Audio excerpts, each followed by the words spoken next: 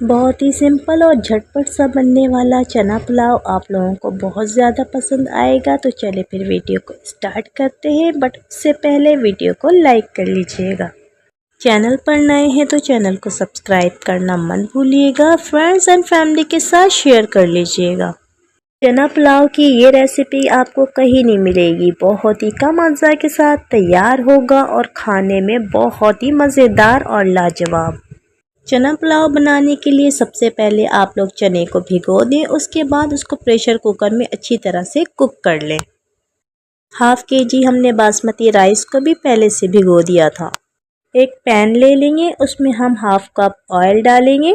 Oil में 2 medium size के प्याज को हम गला लेंगे। हमने गोल्डन ब्राउन बिल्कुल भी नहीं करना। ज़ीरा 1 टीस्पून ऐड करेंगे। अदरक लहसुन का पेस्ट 1 टेबल स्पून ऐड करेंगे।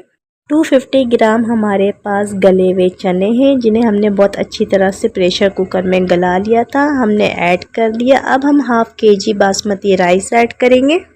अब हम इसमें इतना पानी डालेंगे चावल अच्छी तरह से डन हो जाए।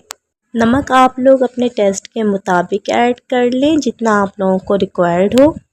इस स्टेज पर आप लोग टेस्ट कर सकते हैं। अगर नमक आप लोगों को कम लगे तो थोड़ा सा ऐड कर लें। ऊपर से हमने हरी मिर्चें ऐड कर दी। आप लोग चाहे तो पुदीने के पत्ते भी ऐड कर दें। बहुत ही आसान और लाजवाब चना पुलाव। इसकी रेसिपी बहुत ही आसान है और खाने में बेहद लजीज। मुहर्रम में बनने वाला ये चना पुलाव आप लोग ज़रूर बनाएं और मुझे फीडबैक देना मत भूलिएगा। वीडियो अच्छी लगी तो प्लीज़ थम्स अप।